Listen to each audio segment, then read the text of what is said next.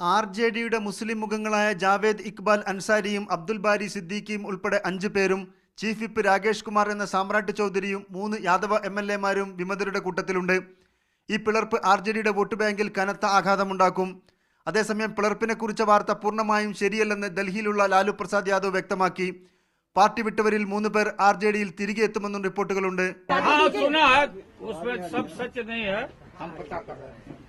സ്ഥാനമാനങ്ങളും Lok Sabha seat മോഹിച്ചാണ് കൂറുമാറ്റക്കാർ JDU-വിലേക്ക് പോകുന്നതെങ്കിലും നരേന്ദ്രമോദിയെ എതിരിടാൻ ലാലു കോൺഗ്രസ് സഖ്യത്തിനാവില്ലെന്നാണ് ഇവരുടെ വിമർശം. അതേസമയം നരേന്ദ്രമോദി ഉയർത്തുന്ന വർഗീയ ഭീഷണി ചെറുക്കുക മതേതര പ്രസ്ഥാനമായ കോൺഗ്രസ് ആണെന്നും മോദി ഇന്ത്യയെ തകർക്കുമെന്നും ലാലു കുറ്റപ്പെടുത്തി. नरेंद्र मोदी क्या बोला है? बड़ा खतरनाक बात, हिडन एजेंडा निकल रहा है। तो सांप्रदायिक ताकतों को दूर रखने के लिए पहले भी हमने काम किया और अभी भी हम इनके सपना को चूर करेंगे हम। इसलिए कांग्रेस पार्टी, आप जानते हो कि अकेले डंका हम पिटते आ रहे हैं.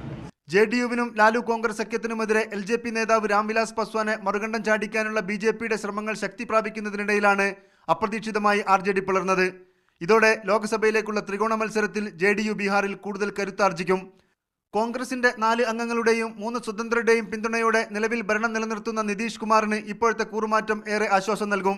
BJPയിലേക്ക് മറുകണ്ഠം ചാടുമെന്ന് കരുതപ്പെട്ട ചില JDU അംഗങ്ങൾ പുതിയ സാഹചര്യത്തിൽ നിതീഷിന് ഭീഷണി ഉയർത്താനും ഇടയില്ല.